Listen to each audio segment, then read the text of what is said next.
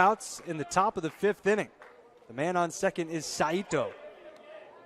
And the first pitch is called a strike, a good first pitch from Rosales.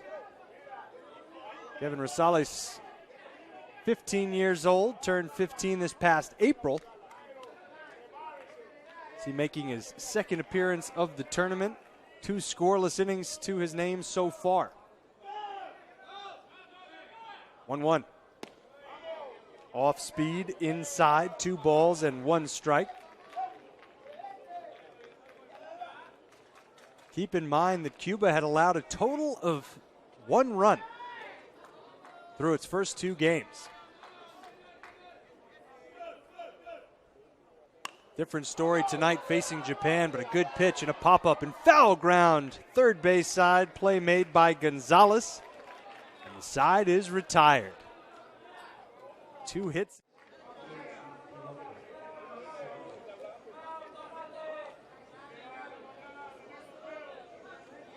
Kimoto Keiichi leading off for Japan. Bottom of the 6th inning. Gets underway as Kevin Rosales has his pitch launched high in the air to left field, but it hangs up, and the catch made by Cesar Hernandez for out number 1. So you know that momentum pendulum we've been talking about all night? Well, it swung back in favor of the visitors on the scoreboard, the team from Cuba. They scored 7 in the first 2 innings. Looked as if they were on their way to an easy breezy victory. Japan then with 7, starting in the bottom of the 2nd inning, all the way through the bottom of the 5th inning to tie it up. That was all Cuba needed to see. Japan tie it to get going again, get the offense going again. 2 runs in the top of the 6th. Now they're just 5 outs away from victory. Remember, this game's scheduled to be 7. Curveball for a strike. Uchiyama Haruto. Haruto, a strikeout looking in the 1st inning, a fly out to right in the 3rd, a walk in the 4th. 0 for 2. And a foul ball. Very quickly, no balls and 2 strikes to count. One of the 14-year-olds on this team, Uchiyama, playing 3rd base tonight. 0-2 pitch from Rosales is outside. It was Giancarlos Lorenzo for 3 1/3. Jorge Borge faced 2 batters, did not record an out. Another 1-2. This one hit on the ground. High hop to second. And that's out number 2. Easy flip from Hernandez. Then after Borge, it was Omar Riesco. He went 1 inning before giving the reins to Rosales, who has been the answer here so far. He's looked as good as Giancarlos Lorenzo did through the first 2 scoreless innings, or rather the first 2 innings. He gave up just the 1 run, I should say. Here's Ikeda, and Ikeda's hit on the back. He will take his base, and that's a mistake that Rosales could have done without, as it brings the tying run to the plate.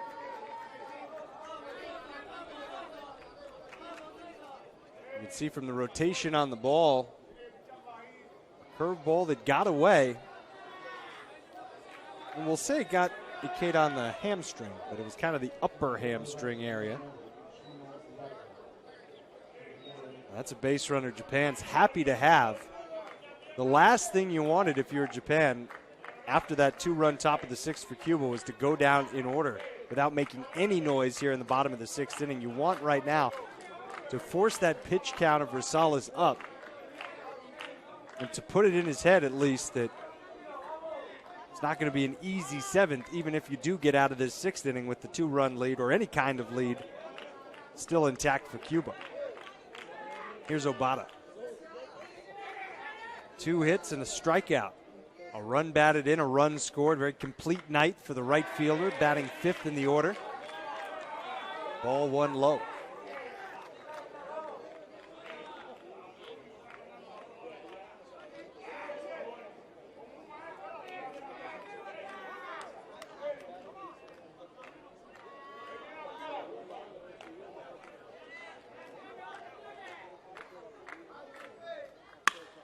A line drive towards short, diving pickup, and he's out. What a play.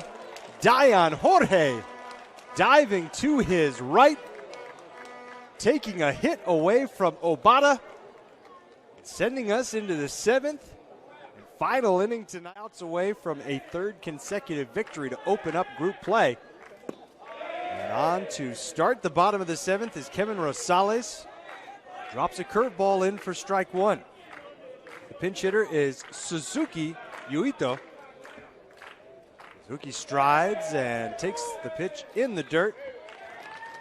The slightest hint of a swing, but really no swing at all. 1-1 the count.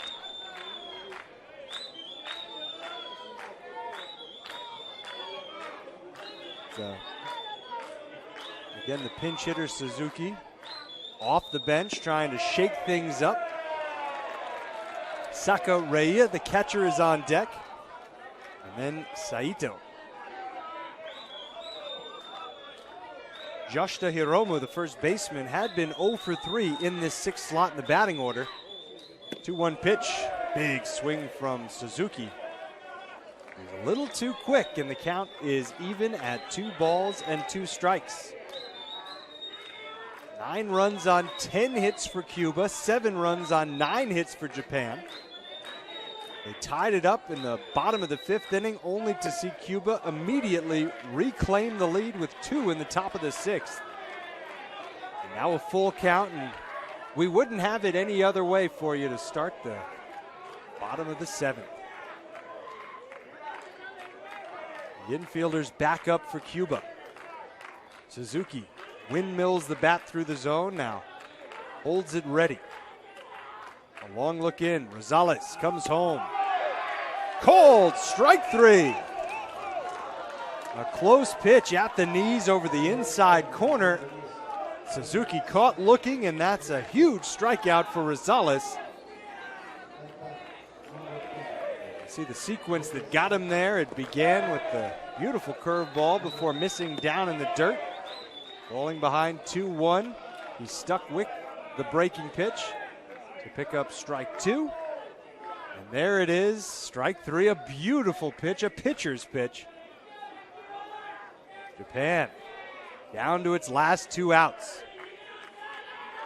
This is who you want up right now, though, to start the rally. Saka, yet to be retired, and coming off a home run in his last at bat, the team's first home run of the tournament.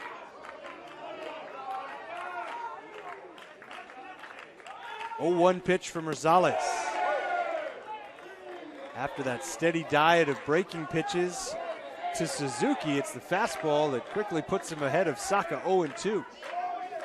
In addition to the home run, a single and a ground ball to short that was ruled an error. 2 for 3, 2 runs scored, a run batted in. An 0-2 pitch to Saka. Just missed. And you can see the frustration coming out of the Cuba dugout. I believe the question was, where was that ball? Just off the outside corner. Danis Valdespino, the manager for Cuba. Swing and a miss, strike 3. Off speed and 2 outs. Saito Hirotaka must reach base for Japan, or else Cuba can celebrate a 3-0 start to the 2018 U15 Baseball World Cup. The weight out on the front foot a little bit early. You could see the grimace as he swung, knowing that he wasn't going to be touching that baseball. 2 strikeouts for Rosales. Might he strike out the side here in the bottom of the 7th as he begins Saito with strike 1. A walk, 2 singles, and a run scored. a perfect night in the 8th slot in the batting order. 0-1. Ball and a strike. The infielders all back deep. You wonder if Saito might try to drop a bunt down, just get himself on base here, bring the tying run to the plate. First baseman Kevin Alcolea is way back behind first base, but now, after that foul ball off the end of the bat, into the stands up the right field line, it's 1-2, and I don't think at this point we've got any chance of seeing a bunt. Set to start at 2 o'clock local time against